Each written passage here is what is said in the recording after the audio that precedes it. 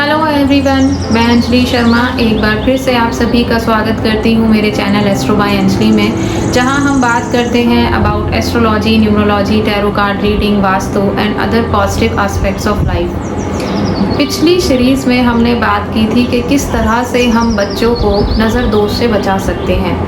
आज के हमारे इस एपिसोड में, जो कि बच्चों से संबंधित है, आप लोगों के साथ शेयर करूंगी कुछ ऐसे पॉजिटिव टिप्स जो आपके बच्चों की एजुकेशन में बहुत हेल्प कर सकते हैं, और साथ ही साथ बच्चों को किस तरह से आप अच्छी हैबिट्स सिखा सकते हैं, आपको वो भी जानने का मौका मिलेगा।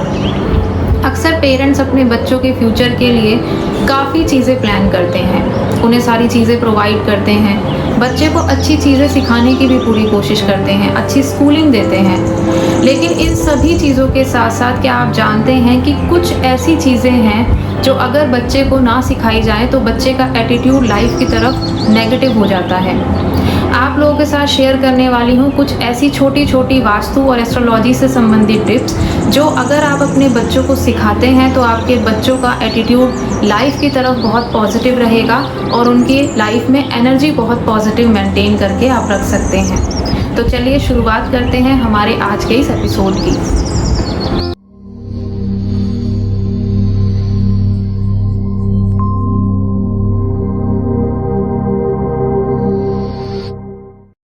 सबसे पहली एक आदत जो आप अपने बच्चों को सिखा सकते हैं वो है सूर्य नमस्कार करना।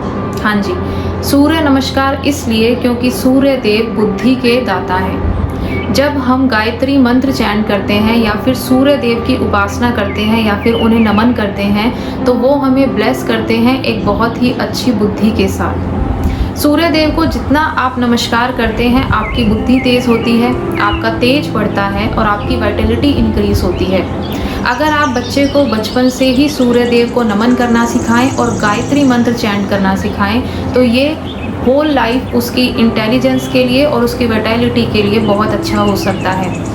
अगर कुछ रीजंस के कारण आप बच्चे को गायत्री मंत्र चैंट करना नहीं भी सिखा सकते हैं तो आप बच्चे के रूम में गायत्री मंत्र को चला कर रख सकते हैं। इससे जो भी पॉजिटिव वाइब्रेशंस क्रिएट होती हैं वो बच्चे की एनर्जी को बहुत ज़्यादा मेंटेन करके रखती हैं, बच्चे की एनर्जी को बहुत ज़्यादा पॉजिटिव बनाए रखती हैं और बच्चे की इंटेलिजेंस को शार्प करती हैं।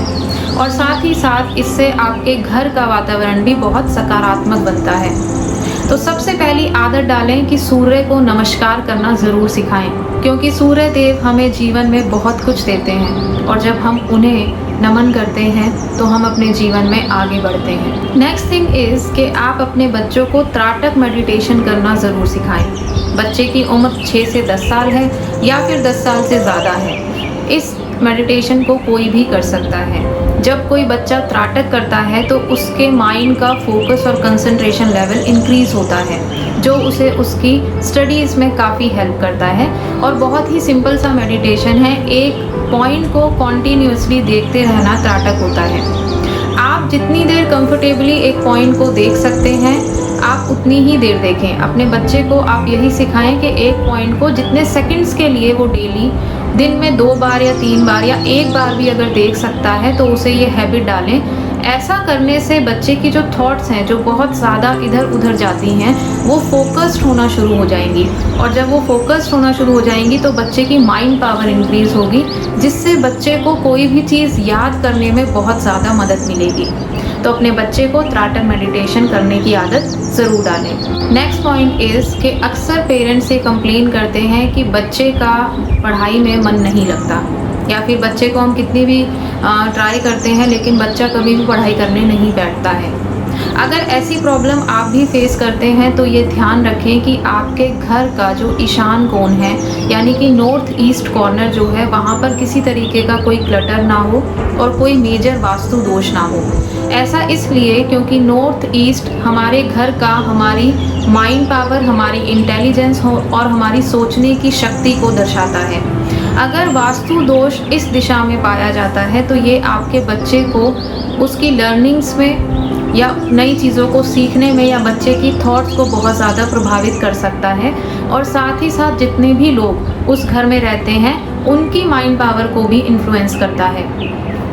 इसलिए इस चीज़ का ध्यान रखें कि घर में नॉर्थ ईस्ट डायरेक्शन में या ईशान कोण में किसी तरीके का मेजर वास्तु दोष ना हो। साथ ही साथ अगर आप बच्चे को एक अलग रूम प्रोवाइड करना चाहते हैं बच्चे की स्टडीज़ के लिए, या फिर आप अपने ही रूम में अब बच्चे की कोई एडजस्टमेंट करना चाहते हैं, उसकी स्टडी टेबल लगाना चाहते हैं, तो इस बात का खास ध्यान रखें कि वो नॉर्थ वेस्ट डायरेक्शन में बिल्कुल ना लगाएं। नॉर्थ वेस्ट डायरेक्शन वायु की दिशा है। जब बच्चा वहाँ बैठकर स्टडी करता है तो उसका पढ़ाई में कभी भी मन नहीं लगता, बार बार वो अपनी पढ़ाई से डिस्ट्रैक्ट होता है और किसी और चीज़ की तरफ, किसी और एक्टिविटी की तरफ उसका ध्यान जाता है।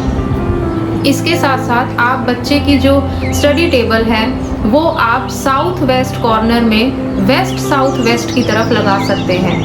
अगर आप ऐसा करते हैं तो वो दिशा होती है कंसंट्रेशन लेवल की। जब बच्चा वहाँ बैठकर पढ़ाई करता है तो बच्चे का मन पढ़ाई में लगने लगता है और बच्चे का कंसंट्रेशन लेवल इंक्रीज होता है। साथ ही साथ बच्चे की जो भी स्टडी टेबल आप यूज़ करते हैं, ध्यान रखें कि वो वुडन से बनी हुई हो।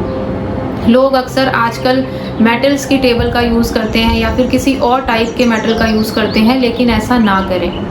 अगर आप बच्चे को एक अच्छी एजुकेशन देना चाहते हैं, उसका कंसंट्रेशन लेवल इंक्रीज करना चाहते हैं, तो ध्यान रखें कि टेबल और चेयर वुडन से बनी हुई हो, क्योंकि वुड एलिमेंट प्लैनेट जुपिटर से कनेक्टेड है और प्लैनेट जुपिटर हमारी लाइफ में एजुकेशन का प्लैनेट है। तो जितना बच्चे का संबंध वुडन एलिमेंट से होगा, बच्चे को हेल्प मिलेगी उसकी स्टडीज़ में आगे बढ़ने के लिए। साथ ही साथ बच्चे के रूम में या फिर उस एरिया में जहाँ पर बच्चा स्टडी करता है, कोई भी डार्क कलर यूज़ ना करें। जो कलर्स आप यूज़ कर सकते हैं वो है वाइट, ग्रीन या फिर येलो। आप इनकी कोई भी शेड यूज़ कर सकते हैं, क्योंकि ग्रीन होता है प्लैनेट मरकरी का कलर, येलो होता है प्लैनेट जुपिटर का कलर और वाइट होता है प्लैनेट मून का कलर। और ये तीनों ही प्लैनेट अगर बैलेंस में रहते हैं तो बच्चे को बहुत मदद मिलती है उसके फोकस और कंसंट्रेशन लेवल को इंक्रीज़ करने में। तो ये था एक सिंपल सा वास्तु टिप। इस चीज़ का आप ध्यान रख सकते हैं, जिससे आपको मदद मिलेगी अपने बच्चे की स्टडीज़ को आगे ले जाने में। नेक्स्ट पॉइंट इज़ कि अपने बच्चे को ये हैबिट ज़रूर डालें कि बच्चा बेड पर बैठकर खाना बिल्कुल ना खाए। अगर बच्चा बेड पर बैठकर खाना खाता है या आप में से भी कोई बेड पर बैठकर खाना खाता है, तो ये चीज़ें नेगेटिव एनर्जी को इन्वोक करती हैं और साथ ही साथ बच्चे को बैड ड्रीम्स भी आ सकते हैं। तो इस चीज़ का खास ध्यान रखें। साथ ही साथ जिस बेड पर बच्चा सोता है या जिस रूम में बच्चा सोता है, आप ध्यान रखें कि कोई भी इलेक्ट्रॉनिक गैजेट्स बच्चे के आसपास ना रहें सोते वक्त। ऐसा इसलिए क्योंकि जितने भी इलेक्ट्रॉनिक गैजेट्स होते हैं वो हमारी वाइटैलिटी को, हमारी एनर्जी को ड्रेन करते हैं। आपको दिन भर में जो भी चीज़ें यूज़ करनी है आप कर सकते हैं, लेकिन रात को जब बच्चा सोता है अगर उसके पास अपने मोबाइल फ़ोन्स रखते हैं, लैपटॉप रखते हैं या कोई भी और इलेक्ट्रॉनिक गैजेट्स रखते हैं, तो धीरे धीरे आप अपने बच्चे की एनर्जी को ड्रेन करते हैं। तो इस चीज़ का खास ध्यान रखें। एक और ख़ास बात, अगर आपका बच्चा स्ट्रैमर करता है या फिर बच्चा बहुत हेजिटेट करता है दूसरों से बात करने में, इट मीन्स कि कहीं ना कहीं उसका कम्युनिकेशन कुंडली के अंदर किसी नेगेटिव प्लैनेट से इन्फ्लुएंस होता है। अगर आप अपने बच्चे की कम्युनिकेशन स्किल को अच्छा करना चाहते हैं तो उसे ये आदत डालें कि वो गणपति जी की आराधना करें। आप भी अपने बच्चे के नाम पर गणपति जी की पूजा कर सकते हैं। हर बुधवार के दिन ओम गम गणपते नमः इस मंत्र का 108 बार आप जाप कर सकते हैं और साथ ही साथ बुधवार के दिन गणेश जी को हरी दुर्वा घास आप चढ़ा सकते हैं। साथ ही साथ मोदक भी अर्पण कर सकते हैं। ऐसा हर बुधवार को करने से बच्चे की कम्युनिकेशन पावर काफ़ी स्ट्रॉन्ग होती है और साथ ही साथ भगवान गणपति जो रिद्धि और सिद्धि के स्वामी हैं, जो बुद्धि के भी स्वामी हैं, वो आपके बच्चे को अपनी ब्लेसिंग्स भी देते हैं और उस बच्चे को उसकी स्टडीज़ में काफ़ी हेल्प मिलती है। जब आपका बच्चा बाहर से या आउटडोर गेम से कभी भी घर में वापस एंट्री करता है तो आप एक चीज़ ज़रूर कीजिए कि थोड़े से पानी में, थोड़े से गुनगुने पानी में ज़रा सा सेंधा नमक डालें और बच्चे को कुछ देर के लिए अपने पैर उसमें डिप करके रहने दें। जब बच्चा थोड़ी देर के लिए अपने पैर उस पानी में डिप करके रखता है तो जितनी भी नेगेटिविटी बाहर के एरियाज़ में या और लोगों की जो नेगेटिव एनर्जी बच्चे की ऑरा में इकट्ठी होती है वो सारी उस पानी में निकल जाती है। बाद में आप उस पानी को फ्लश में डाल सकते हैं या फिर आप उस पानी को बाहर नाली में भी फेंक सकते हैं। इस पानी का इस्तेमाल आप अपने घर में किसी भी तरीके से ना करें और साथ ही साथ इस पानी को बच्चे को टच भी ना करने दें। ये चीज़ बच्चे की पॉजिटिव एनर्जी को बनाए रखती है। आप लोगों के साथ शेयर करूँगी एक क्रिस्टल के बारे में जो है एमेथिस्ट। हिंदी में आप इसे जमुनिया भी कहते हैं। एमेथिस्ट एक ऐसा क्रिस्टल है जो बच्चे की कंसंट्रेशन लेवल को इंक्रीज करता है, उसके फोकस को बढ़ाता है, पढ़ाई में मन लगाने में बच्चे की बहुत मदद करता है। किसी भी तरीके की एडिक्शंस अगर हमें दूर करनी है, चाहे बच्चा है या बड़ा है, तो ये क्रिस्टल सबसे ज़्यादा हेल्प करता है। आपको किसी भी तरीके की नेगेटिव एनर्जी से दूर रखता है और सबसे ज़्यादा एजुकेशन में इसका यूज़ होता है। तो जो आप मेरे लेफ़्ट साइड में देख रहे हैं कुछ इस तरह का होता है एमेथिस्ट क्रिस्टल। आप इसे रॉ फॉर्म में भी यूज़ कर सकते हैं, ब्रेसलेट फॉर्म में भी यूज़ कर सकते हैं, पेंडेंट के रूप में भी आप इसे यूज़ कर सकते हैं। अगर बच्चे की स्टडी टेबल पे आप रॉ फॉर्म में क्रिस्टल रखते हैं तो बहुत अच्छा। अगर आप बच्चे को पेंडेंट में पहना सकते हैं तो भी अच्छा है। अगर कुछ भी पॉसिबल नहीं है तो आप सिंपल रॉ क्रिस्टल का पानी बच्चे को पिलाना शुरू कीजिए। यानी कि एक कांच के बाउल में आप रॉ एमेथिस्ट क्रिस्टल को रखें और उसके अंदर आप पानी भर के रखें और कुछ घंटों के बाद जब आप वो पानी बच्चे को पिलाएंगे तो उस पानी की एनर्जी से बच्चे का फोकस और कंसंट्रेशन लेवल बहुत इंक्रीज होगा। बच्चे को एमेथिस्ट चार्ज वाटर पिलाने के लिए आप कुछ इस तरीके की बॉटल्स का यूज़ भी कर सकते हैं जो कि इनबिल्ट होती हैं इस क्रिस्टल के साथ, जैसा कि आप मेरे लेफ़्ट साइड में देख सकते हैं। अगर amethyst raw crystal, bracelet, pendant या फिर इस तरह की बॉटल अवेलेबल आपको नहीं होती हैं तो आप नीचे दिए गए हमारे व्हाट्सएप नंबर पर कांटेक्ट करके अपना ऑर्डर प्लेस कर सकते हैं। द मोस्ट इम्पॉर्टेंट थिंग जो मैं आप लोगों के साथ शेयर करना चाहती हूँ वो ये कि अक्सर पेरेंट्स अपने बच्चों के लिए सारी फैसिलिटीज़ प्रोवाइड कराते हैं, उनके फ्यूचर को सिक्योर भी करते हैं, लेकिन वो अपने बच्चों को ये बताना भूल जाते हैं कि उन्हें कैसे सोचना है। मैं बात कर रही हूँ पॉजिटिव अफर्मेशंस की। पॉजिटिव अफर्मेशंस मीन्स के ऐसे सेंटेंसेस जो सिर्फ पॉजिटिव एनर्जी से मिलकर बने हैं। जब आपका बच्चा रात को सोने जाए तो बच्चे को सोने से पहले आप ये आदत डालें कि बच्चा डेली एक पेज ये लिखकर सोए जो पॉजिटिव अफर्मेशंस वो अपने माइंड को देना चाहता है। जब बच्चा छोटा होता है लाइक अप टू 10 इयर्स होता है तो पेरेंट्स का बहुत बड़ा रोल होता है उसकी लाइफ को मोल्ड करने में। जब आप बच्चे को ये सिखाते हैं कि आपको ये अफर्मेशंस डेली लिखकर सोना है, that I am happy, I am secure, I am safe.